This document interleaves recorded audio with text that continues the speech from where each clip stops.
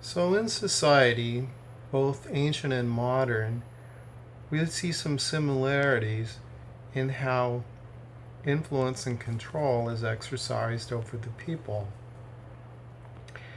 I was watching something from a guy, his name I believe was Steve Hassan, and he had come out of, I think, the Moonies at one point, and he became someone who was involved in deprogramming people who had been heavily mind controlled, we could say. And he talked about some of the things that are done and how the leader of a society or a group, be it the Egyptian Empire or the Babylonian Empire or Heaven's Gate, or in his case the Moonies, or the People's Temple, or the Jehovah's Witnesses, or into greater or lesser extents, was able to have amazing control over the minds and therefore the behavior of the people.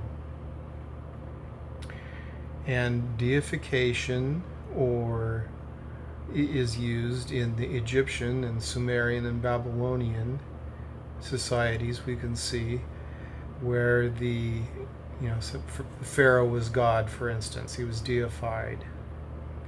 And then in the Roman Empire, we can see that the Pope is made to be the vicar of God, the go-between, the broker between you and God, which is sort of like, reminds me a little bit of the relationship where you've got Jesus Christ is the mediator between God and man in that line of thinking, the advocate with the Father.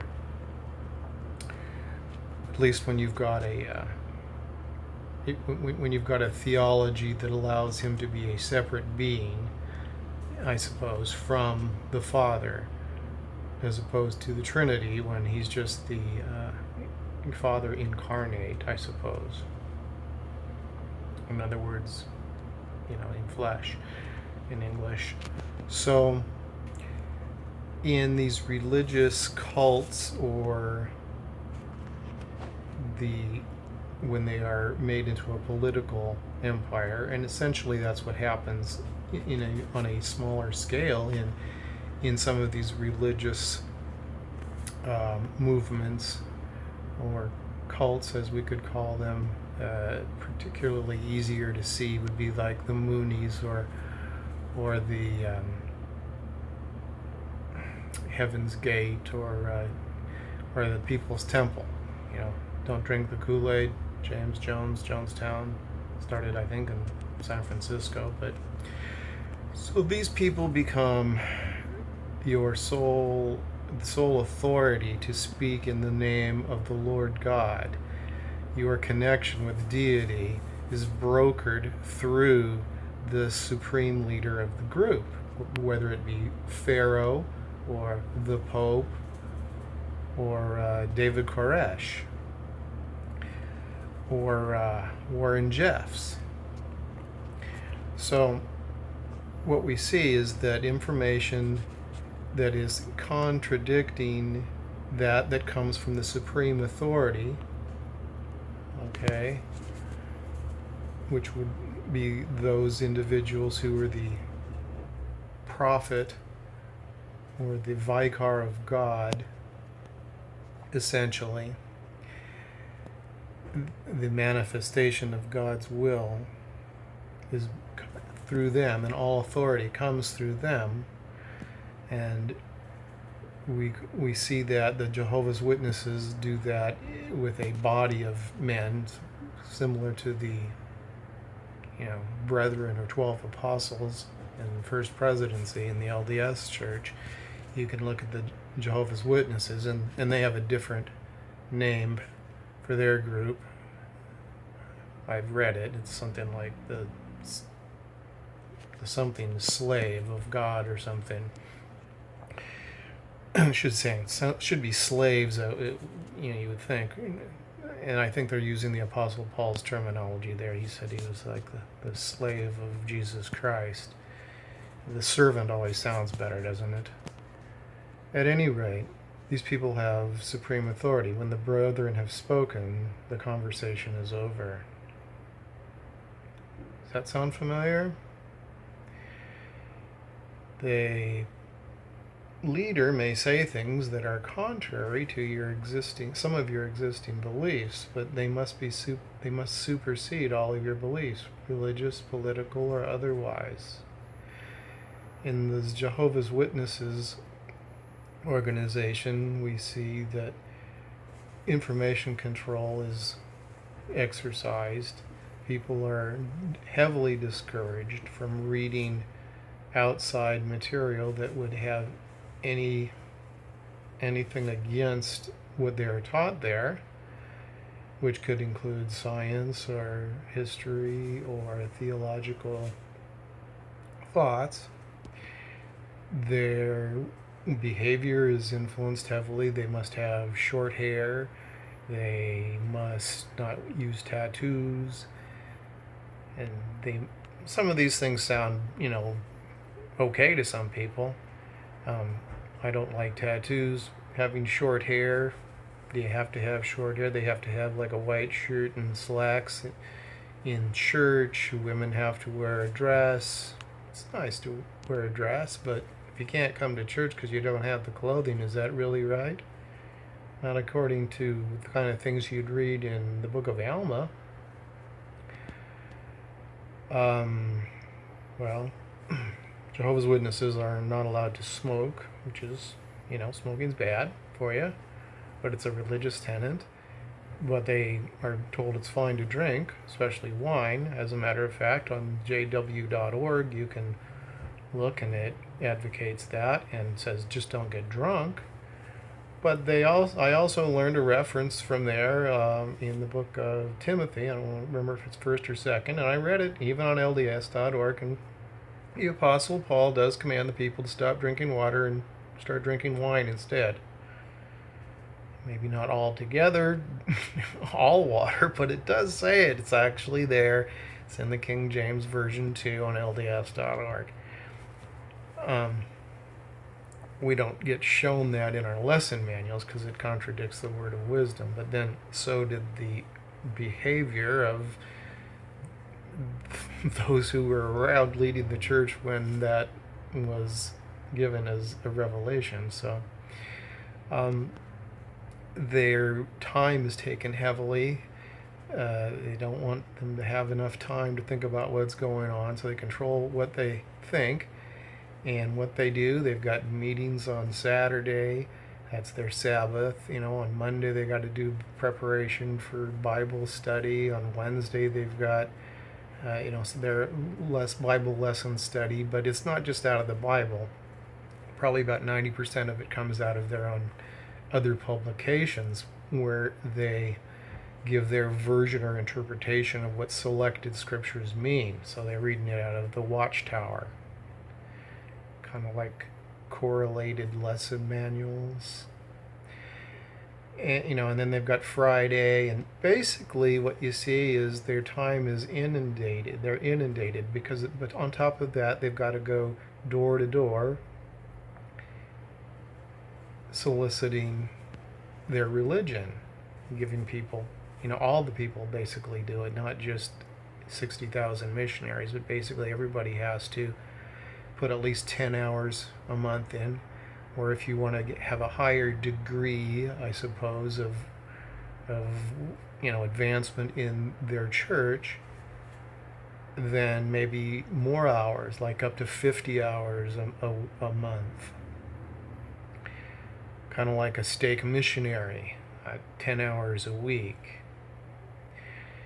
And so they're bombarded with their doctrine constantly, sharing it with others, sharing it with each other, and always with their spin on it from the Watchtower. And they're not necessarily encouraged just to read the Bible by itself alone. From what I've read from ex-Jehovah's Witnesses, I know what it's like to have someone who's not of your religion tell you what you believe or do, and they don't know what they're talking about, well, just like the Christians do the people in the LDS Church, and they get some of it right and some of it they often don't. And you know how it's like to resent being told what you believe by someone else. However, a lot of times what other people get to see is from a perspective that's a little bit outside of the information control. So the Jehovah's Witnesses are told what to study, who to associate with, who not to. You know, they avoid non-members of their church a lot more than LDS people do. There are some different things, but when you say, hey, well, we've got family home evening on Monday. Well, great, that's your family, but you're supposed to use something from a church-approved manual on what to do and teach doctrine. You know, Wednesday you got mutual. Saturday you might have a youth activity or something, or your family gets to clean the chapel. Sunday you got 3 hours of meetings, and you have to keep the Sabbath day holy. And basically what I found is, you know, with children, if you're really going to try to do what the, you know, Brigham Young said to do, and avoid most other activities, you wind up watching, you know, these old church videos for hours, what happened to Thad and the mailbox, and, you know, after a while, it gets pretty tedious, but you do it because you're trying to keep the Sabbath day holy. You don't want to go to the park or something, or to, you know, the beach for crying out loud, or, you know, Brigham Young said all those people on the hilltops doing picnics on the Sabbath were going to hell. And I've read the book called The Discourses of Brigham Young long ago, and you know, they select things out of the Journal of Discourses. I think it was Joseph Fielding Smith. So you look at the information control that the Jehovah's Witnesses have, and the control over their lives, and the doctrine that appears to be ridiculous to most LDS people. Only 144,000 people are the chosen going to heaven, you know. So I asked this J-Dub girl, who's a missionary getting back from a 6-month mission, so what's up with your doctrine? I mean, why do you bother preaching? You're only reducing your own chances of getting into heaven, girl. She goes, all the seats are all taken up, but they got a waiting list. But if you don't make it to that, then you can be on the heaven on earth thing. You know, so they expanded it because it didn't work. It was obviously a self, destroying doctrine. So they got people that can be on the, the paradise on earth thing.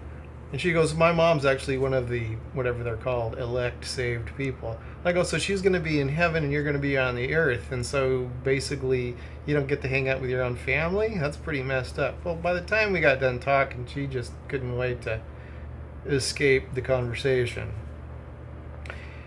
Because to me, it was easy to see what appeared ridiculous to me. And when she was confronted with the ridiculousness of their doctrine, she got really uncomfortable. She got in the shutdown mode that is basically programmed into people through techniques that are used so that they will reject information which will disrupt their belief system. And that Steve Hassan really talks about that with the Egyptian, I'm looking at this Washington, D.C. with the Egyptian obelisk here. He's talking how the Moonies programmed them to shut down thought. And it's done more subtly in other religions. But when we look at the mote in someone else's belief system, it's easier to see than the beam in our own eye, as that particular parable goes. So, though some of the behaviors can be, good for us, we can see if we learn about how coercive persuasion is used as techniques it's eye-opening when we observe it in others and then see we're doing it.